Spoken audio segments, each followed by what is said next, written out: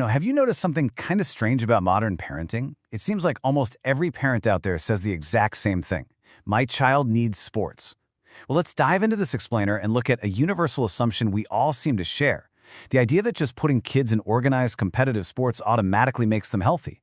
We buy all the gear, we drive them to endless practices, and we just assume we're doing the absolute right thing. But today, we're going to look at why that might actually be an illusion.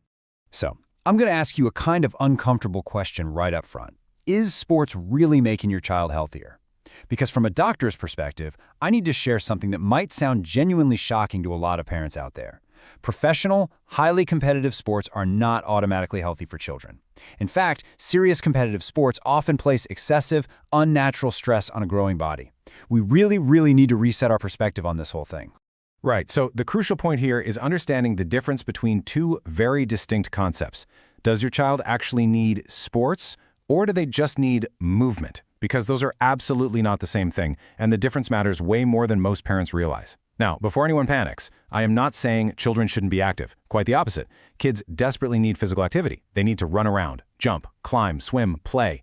Movement is absolutely not optional for a healthy childhood. But we have to make a vital medical distinction here. Here's exactly where we draw the line. Physical activity, that's simply natural human movement. Sport, on the other hand, begins the exact moment competition becomes the primary goal. It literally happens the minute we stop asking, how can my child stay healthy, and we start asking, how can my child win? When that mental shift happens, everything changes.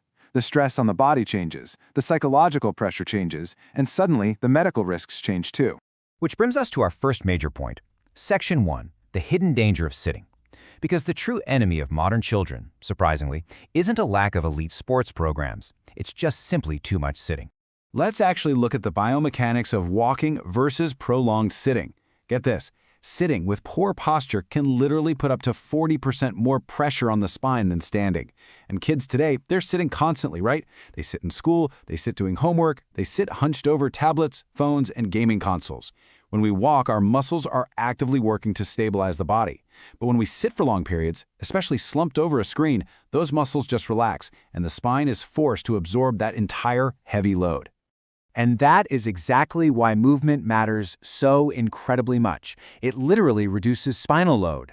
Take swimming, for example. Swimming is a fantastic activity, not because it creates Olympic champions, but because it actively reduces spinal strain while strengthening the muscles. If a child swims 2 or 3 times a week purely for health, that is fantastic. But if that swimming turns into endless daily training and this intense obsession with winning medals, well, unless they're secretly training for the 2032 Olympics as a 7-year-old, it really stops being about their health. And this takes us to a rather uncomfortable psychological shift in youth athletics. Section 2, health versus parental status. There's a striking realization we really need to confront here. Sometimes, sport becomes less about children and more about parental status. I just want to let that sink in for a second. It happens way more often than people are willing to admit. You see parents on the sidelines of like an under-8 soccer game acting like they're professional scouts. It's a trap, and it's a very easy one for totally well-meaning parents to fall into. So you really have to challenge yourself with this question. What is your real goal? Be totally honest here. Do you want a healthier child, or do you kind of just want elite bragging rights? Look, it is intoxicating to be able to tell your friends, oh, my child plays elite hockey, or my daughter is in competitive gymnastics, or my son trains at this fancy private tennis academy. But we have to evaluate if we're pushing our kids into these high-stress environments for the sake of their developing bodies or for our own social standing. All right, let's transition into some highly actionable medical advice. Section 3, doctor-approved sports criteria. If we're truly putting health first, what actually constitutes a healthy activity for a growing body? Well, from a medical perspective, the ideal activity hits 4 simple criteria. First up, it should happen out in the fresh air or in well-ventilated spaces. Second, it relies on natural movement. We're talking running, jumping, throwing, climbing. Third, the risk of injury should be reasonable. We aren't putting young joints under extreme unnatural stress here. And fourth, the activity absolutely must support long-term health. We do not want to sacrifice their future bodies for a plastic trophy today. Every single parent should be looking for these 4 things. Now, don't get me wrong, team sports absolutely have a place. Soccer teaches fantastic teamwork, right? Volleyball is great for hand-eye coordination. Basketball builds incredible agility. But health isn't determined only by the sport you choose. There's a totally missing variable here that often gets completely overlooked in the mad rush to sign up for the best leagues. And that variable is the ultimate make-or-break factor in any child's sporting experience. Section 4. The coach makes the difference.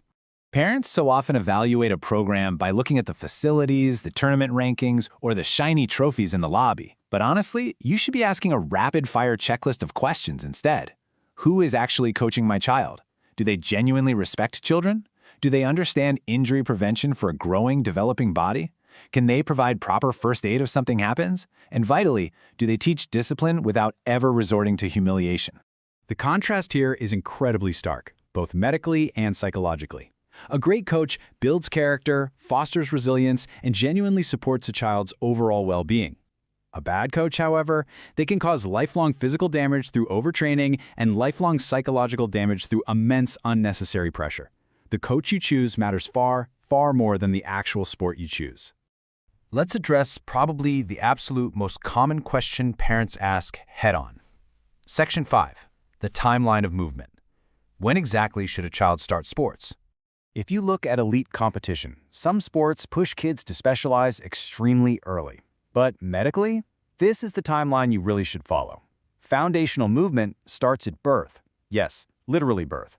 A baby moves, a toddler climbs, explores, and runs around. That natural play is the absolute foundation. However, serious organized sports generally make much more sense to start after age 6 or 7. Before that, they don't need rankings or medals. They just need the pure joy of exploration. And honestly, this brings us to a wonderfully empowering, relieving antidote to the whole competitive sports trap. Active parents are greater than expensive competitive sports. It's that simple. Children do not need perfect, elite, highly structured sports programs nearly as much as they just need active parents. Just look at these simple, super accessible family activities. A bike ride with mom, a hike with dad, a family walk around the neighborhood after dinner, a weekend kayaking trip, or even just an afternoon simply playing tag outside. These everyday activities build a lifelong habit of natural movement. And medically speaking, they often do far more for a child's long-term health than the absolute most expensive elite programs money can buy. You as a parent are the best program they have. So the final thought I want to leave you with in this explainer is simply this. Raise a healthy child first. Champions can wait. Your primary goal shouldn't be to raise an elite athlete. It should be to raise a healthy, resilient human being who just genuinely loves to move their body. If a championship comes later, hey, that's wonderful. But health must always come first. So ask yourself today, what small change can you make this week to bring more natural movement and a lot less pressure into your child's life? And perhaps more importantly, are you ready to let go of the youth sports illusion for good?